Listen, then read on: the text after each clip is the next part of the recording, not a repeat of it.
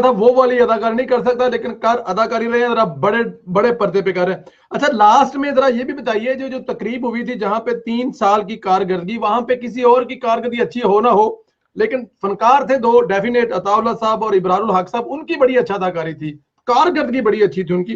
इब्रारुल हक साहब ने फरमाया कि माएँ अपने बच्चों को खुराब कर रही हैं, उस पर क्या कहेंगे कि पहली माएँ कलमे हाँ सुनाती जी। थी, लोरी सुनाती थी, अबरार साहब भी लोरियां सुन सुना के बड़े मतनाजा हैं, बहुत सारे मामलात में उनको लोरियां सुन के बड़े हुए ना, तो माओ का रोल हो सकता है बच्चे खराब करने में सर? मैंने आपको कहा ना कि असल में मैंने तो पहले भी बोला था, अबरार को कुछ बोल दिया था मैंने, उसे मुझे बड़ा बुरा लगा था और मैंने इसलिए बोला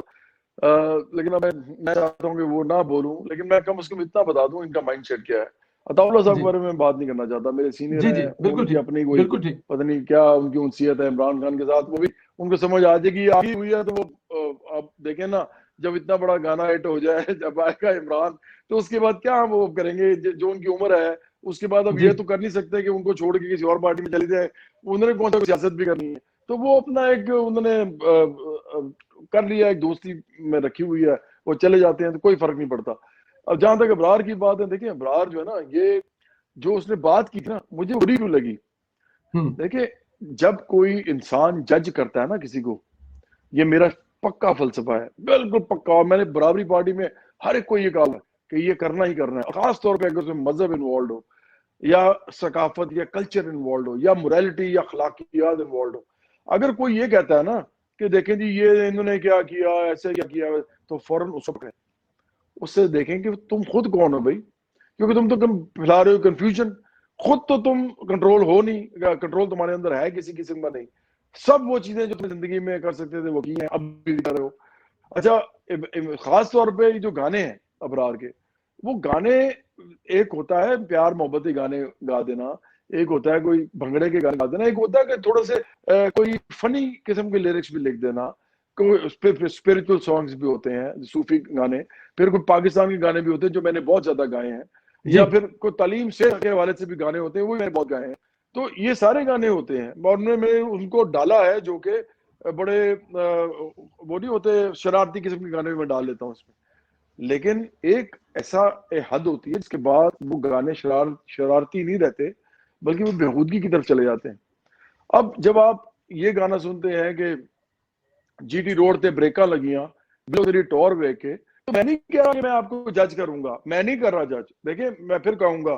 फरेज साहब मैंने जज नहीं किया, मैं बता रहा हूं सिर्फ कि जब आप ये गाना कोई गाता है तो उसका मतलब क्या होता है कि एक लड़की जा रही है, आप देख रखे, और लोग जी, उसको देख के स्क्रीचे मार के तो ब्रेकें लगा रहे हैं, तो ये क्या है, ये हरासमेंट नहीं है? आप मुझे बताएं और क्या है। बिल्कुल आप ऐसी। इस औरत को देख के ब्रेक लगा रहे हैं, तो क्या, तो इब्रार ने क्या बताया इस गाने में, ये बेहूदगी है, ये इसका ताल्लुक मजहब से भी नहीं है, अखलाकियात से भी नहीं, उससे आगे की चीज है। अच्छा, उसके बाद वो एक गाना है, परवीन तू बड़ी जी नमकीन, उत्तों तू मिस्कीन, ते बिच्चों तू शौकीन। मुझे बताएं इस गाने में शरारत कौन सी है, या इस गाने में प्यार कौन सा है, इस गाने में सुबह बेहुगी की और क्या है। और फिर आप माओ की बात कर रहे हैं, आप माओ की बात कर रहे हैं, अभी आप कह रहे थी जी माओ लोरी नहीं सही रहती, तो ये भी तो औरतें, प्रवीण नाम की बहुत सी माएँ हैं, आप उनके बारे में क्या गुफ्तगू कर रहे हैं, आप क्या कह रहे हैं पाकिस्तान की माओ के बारे में। भाई आप प्यार मोहब्बत की बात करें, कोई फर्क नहीं पड़ता, तमाम औरतें पाकिस्तान की, उनको ये हक हासिल है कि वो अपनी पसंद की शादी भी करें, और अगर उनको किसी से प्यार हो जाए, हो जाए, किसी से हो जाए, और ये तो मजहब में भी है, आप प्यार भी कर सकते हैं, शादी भी उसके बाद, मतलब उसके बाद शादी होती है, और ये आप पसंद कर सकते हैं किसी को, इसमें तो कोई मसला नहीं है, रोमांस तो है जिंदगी में। लेकिन इससे आगे जब आप जाते हैं तो वो तो अब प्रवीण का आप गाना सुन लीजिए, ये भी टोटल एक्चुअली औरत की, मैं समझता हूं इसमें तजलील है, इंसल्ट की गई है। अच्छा, फिर एक और नच पंजाब, क्या कहेंगे, आपको याद है एक जमाने में पंजाबी फिल्म्स होती थी और उनके अंदर कहा जाता था नचनी, आपको जी नचनी, मतलब ऐसे जी। कहा था कि मैं इतने बैठा, और ये पंजाब का कल्चर है, जिन में रखें, और ये बुरा वाले कल्चर का पार्ट है, ये कुछ बुरी चीजें भी होती है ना, हर कल्चर में जी होती है। जी उसमें क्या किया जाता, तमाशबीनों की तरह बैठा जाता है, स्टेज डांस में भी होता था ये, और औरत आगे नाचती है, और औरत आर्टफुली नहीं नाचती, जैसे शिमा किरमानी नाचती हैं, या वो क्या नाम है, नाई सिद्दीकी नाचती है, वैसे नहीं, वो नाचती है आपको महसूस करने के लिए, मर्द को, तो वो जब नाची तो लोग फिर क्या कहते हैं, नच नहीं हो नच, तो रुकी क्यों है? मतलब आप समझे, एक औरत को बकायदा एक पेट्रियार्कल सोसाइटी में जिस तरह फिर देखा जाता है तो आपको वहां नजर आएगा। तो आप जब कहते हैं नच पंजाबन नच पंजाबन नच पंजाबन नच, अब लोगों को तो कोई फर्क नहीं पड़ता, लोगों को तो डांस करना है, लोग मासूम होते हैं, उन्होंने म्यूजिक सुनना होता है, उन्होंने लफ्ज कई दफा सुनते भी नहीं है, लेकिन मैं नहीं गा सकता ये, तो रे साहब मैं ये गाना नहीं गा सकता। देखिए ना, एक एक हद होती है ना। आप ये कह सकते हैं कि वो जैसे एक गाना था हमारा जुपिटर्स में था कि सारे गिदे विचों कुड़ी केहू जाची दी जड़ी लक कुत्ते बन के दुपट्टा नच दी, ये एक आप खूबसूरती के साथ एक चीज एक्सप्लेन कर रहे हैं। लेकिन एक आप नच पंजाब नच पंजाब नच, ये क्या है?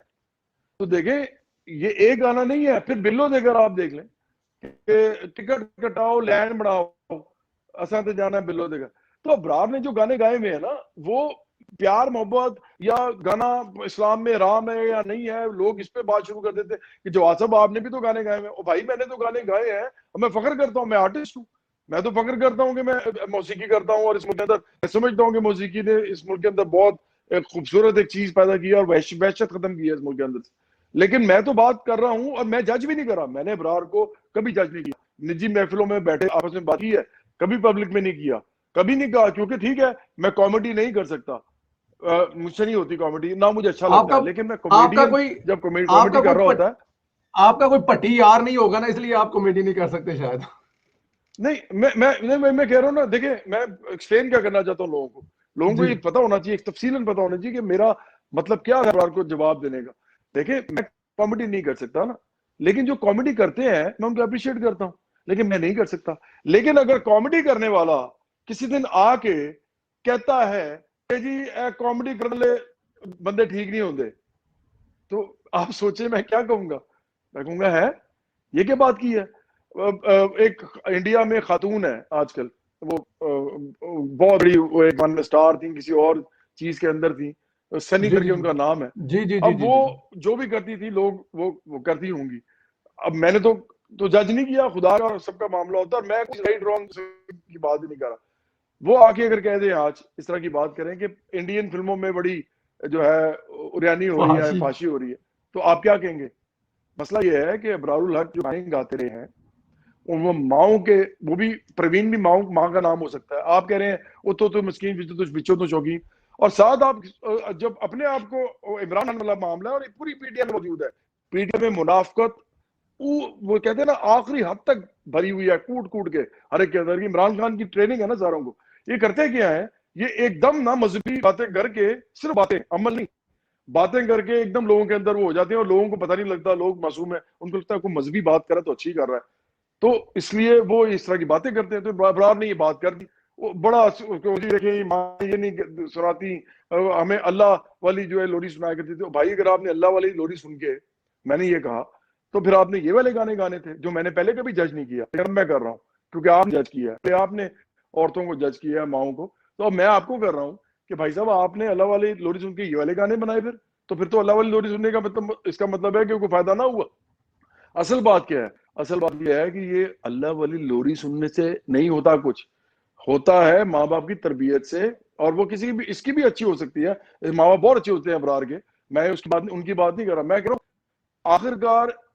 अब जो माँ बाप होते हैं वो तरबियत अपनी करते हैं बच्चों की, और वो बहुत अरसा करते हैं, 17-18 साल करते हैं, और उसमें सिर्फ गाने नहीं सुनाने होते हैं, लोरियां नहीं सुनानी होती, उसमें अमल करके दिखाना होता है। जो आप कर रहे होते हैं वही लोग बच्चे सीख रहे होते हैं, तो वो तरबियत का पूरा मामला है। एक लोरी से आप कैसे कर सकते हैं? इन्होंने क्यों ये बात की? इसलिए की कि इससे जरा वो लोग कहते हैं वाह वाह कितनी अच्छी बात की है, खुदा की बात की है, अल्लाह की बात की है, तो इसलिए मैंने वो बात की। अदरवाइज फरेज साहब मुझे कोई शौक नहीं है कि मैं लोगों को जज करूं और इस तरह की बातों में जज करूं, लेकिन जब वो किसी को जज करेंगे, वो हमारी कौम को जज करेंगे, चाहे वो इमरान खान हो, चाहे अबरारुल हक हो, चाहे कोई भी हो, तो हम भी उनको जज करेंगे फिर, क्योंकि फिर हमारा हक बनता है कि वो पूरी कौम की मोरालिटी को जज कर रहे हैं, वो पूरी कौम की औरतों को या मर्दों को जज कर रहे हैं, तो हम इसमें और भी लोग हैं, इसमें कुछ ऐसे राइटर भी हैं आजकल जो आके हर रोज जज करते रहते हैं लोगों को, उनका भी नाम बना हुआ है, अच्छी अच्छी बातें की और आके बातें करना के चले गए, और आखिरकार उनको भी नहीं पता कि इस तरह हो क्या रहा है कि जो आप ड्रामे लिख रहे हैं ना भाई साहब, वो ड्रामे भी नहीं रहने। अगर आप ये काम करते रहे ना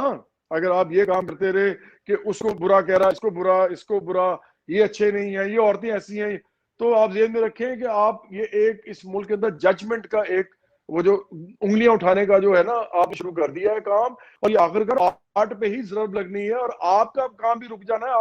आपके वो जो कहते हैं ना सौदे, वो या आपका जो सौदा जो है वो बिकना बंद हो जाना है। इनको इतनी अकल नहीं है, ये इतने बेवकूफ लोग हैं कि आर्ट के अंदर जो है बैठ के ये ऐसी बातें करते हैं कि जिससे आर्ट को ही आखिरकार नुकसान होगा। तो मैं तो समझता हूँ कि ये बेवकूफी है, जहालत है। जहालत है, बेवकूफ़ी है। जवाद भाई बहुत शुक्रिया, आपने इतना टाइम दिया। मैं आखिर में जाने से पहले एक रिक्वेस्ट वहां पे भी आई है, आपसे भी करूंगा। यौम